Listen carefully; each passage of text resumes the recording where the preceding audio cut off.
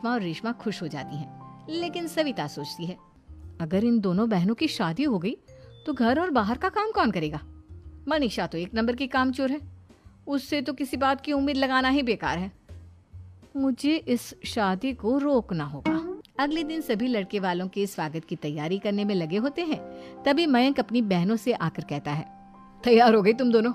देखो दोनों लड़के बहुत अच्छे हैं, मैं कोई कसर नहीं छोड़ना चाहता, इसलिए तुम उनके सामने अच्छे से बिहेव करना और अपनी भाभी से लड़ने मत लग जाना। करिश्मा, तुम वो नेकलेस पहन लो ना जो मैं तुम्हारे लिए लाया था।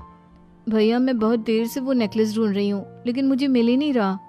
क्या तुमने नेकलेस खो दिया? तुम्हें पता भी है वो कितना महंगा था? तुम कोई काम ढंग से नहीं कर सकती। मयंक गुस्से में वहां से चला जाता है। थोड़ी देर बाद लड़के वाले भी आ जाते हैं। वो दोनों बहनों को पसंद कर लेते हैं और रिश्ता पक्का हो जाता है। लेकिन सविता के दिमाग में तो कुछ और ही खिचड़ी पक रही थी। वो पंडित जी के पास करिश्मा की कुंडली लेकर जाती है और उन्हें पैसे देकर करिश्मा की कुंडली बदलवा देती है। जब लड़के वालों के पास करिश्मा की कुंडली जाती है तो वो दुर्गा को फोन करते हैं। बहन जी, हमने करिश्मा की कुंडली अपने पंडित जी को दिखाई थी। आपकी बेटी की कुंडली नहीं बल्कि दोषों का पिटारा है। देखिए, मैं और मेरे पति इन सब बातों में बहुत विश्वास करते हैं, इसलिए हम आपकी बेटी से अपने बेटे की शादी नहीं करा सकते। इस तरह करिश्मा का रिश्ता टूट जाता है और सभी घर वालों को बहुत दुख होता है। अब कविता सोचती है, चलो करिश्मा का तो रिश्ता टूट गया, अब रेशमा का भी रिश्ता तोड़ना है। क्या करूं? अब सविता आवाज बदलकर किसी अननोन नंबर से रेशमा के होने वाले ससुराल में फोन करती है। हेलो, मैं कौन हूँ कौन नहीं ये आपके लिए जानना जरूरी नहीं, बस इतना सुन लो कि रेशमा का 2 साल से किसी के साथ अफेयर चल रहा है। बस रेशमा का रिश्ता तोड़वाने के लिए सविता का इतना कहना काफी था। अब रेशमा का भी रिश्ता टूट गया। मयंक और दुर्गा देवी ने रेशमा को खूब खरी खोटी सुनाई और उससे बार बार उस लड़के के बारे में पूछने लगी। आप दोनों मुझे क्यों परेशान कर रहे हो? अरे कोई लड़का होगा मेरी लाइफ में तो मैं बताऊंगी ना, जब कोई है ही नहीं तो कहाँ से लाऊं मैं कोई लड़का? तो तेरे होने वाले ससुराल वालों को फोन किसने किया था? माँ मैं नहीं जानती किसने फोन किया था, मैं सच कह रही हूँ। मैं तो पहले ही कह रही थी इसकी लगाम खींच कर रखो, लेकिन मेरी सुनता ही कौन है। आप चुप रहिए भाभी, ये सब आपका ही किया धरा है।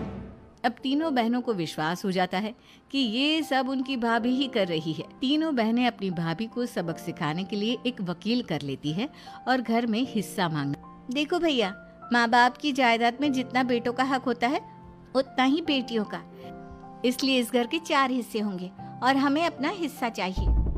मैंने तुम्हारे लिए क्या क्या नहीं किया और तुम इस घर में हिस्सा मांग रही हो?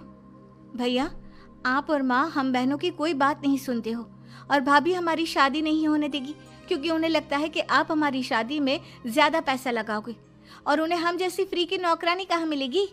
तो हम भाभी के साथ तो रह नहीं सकते, हम बहनों को अपना हिस्सा चाहिए। अरे तुम्हें शर्म आनी चाहिए अपनी भाभी पर ऐसा इल्जाम लगाते हुए।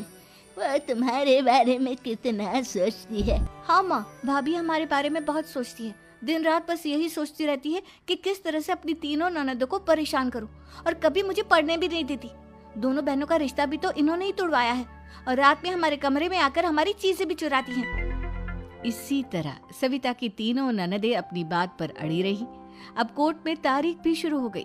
जब सविता को लगा कि उसकी तीनों ननद इतनी आसानी से नहीं मानने वाली, तो उसने अपने पति और सास को सारी सच्चाई बता दी और अपनी तीनों ननद से माफी मांगी। मयंक और दुर्गा को भी अपनी गलती का एहसास हो गया। अब सविता खुद करिश्मा और रेशमा के लिए अच्छा रिश्ता ढूंढती है और उनकी शादी करवाती है।